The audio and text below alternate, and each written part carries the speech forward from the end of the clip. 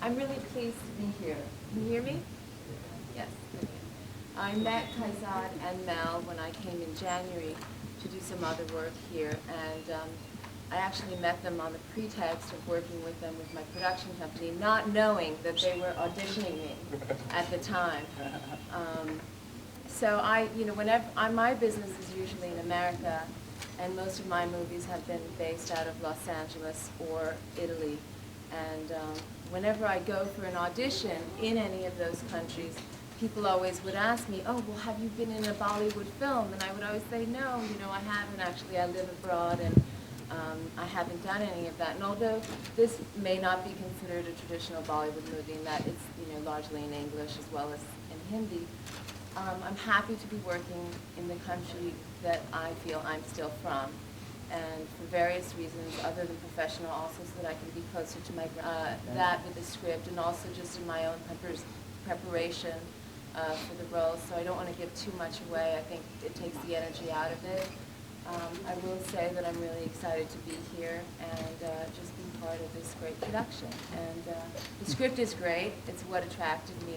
I'd like to echo what Kaizad said. I really think that a good film comes first and foremost from a good piece of writing.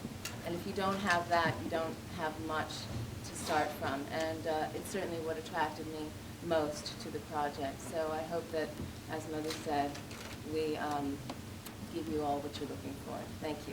Thank you. Padma, what is it like working in a Bollywood film? Is it something that you had always wanted to do, working in a Bollywood film? I don't think it was particularly something I wanted to do, but I did want to work in my own country. And I don't think this is a typical Bollywood film. I hope it's not. I mean, not that I wouldn't want to do that type of film either, but I think it's something that tries to not cater to a certain audience, but just does what it wants to. And hopefully that'll be something that enough people will want to come see. I mean, if we're talking about a film like Crouching Tiger, I think that was made, for example, mainly for Western audiences. I mean, Eastern audiences, Asian audiences, but it had a global appeal. And hopefully, if you do something that's interesting enough, then enough people will come see it. What was your take on Kaizad Bustad? What did you think of him and his script when he approached? Well, to be honest, I haven't seen Bombay Boys, so I'm coming into this completely, without any preconceptions. I didn't know Kaizad. I didn't know who he was, frankly, and I read his script, and I liked his script. And as I said earlier, that's really what's most important to me when I work on a project is how strong the writing is. And I felt that it was very interesting, and I felt it was a very witty script, and that's a large reason of why I'm here.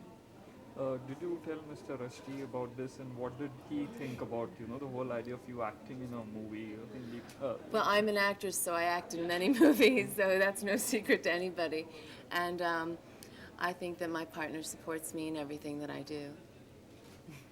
Does he know that you're doing this particular film in India, and what does he think of? Of course he knows. Of course he knows.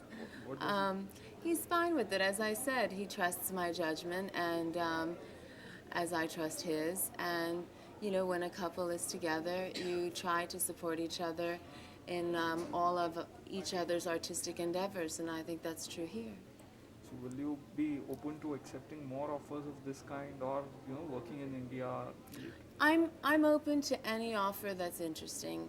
I would love to work more in India. I think there's a lot of untapped resource here, creative resources here that need to be explored further. I think there's a great market for it. But setting aside the market, I think there's great artistic experimentation that needs and can and should take place in this country.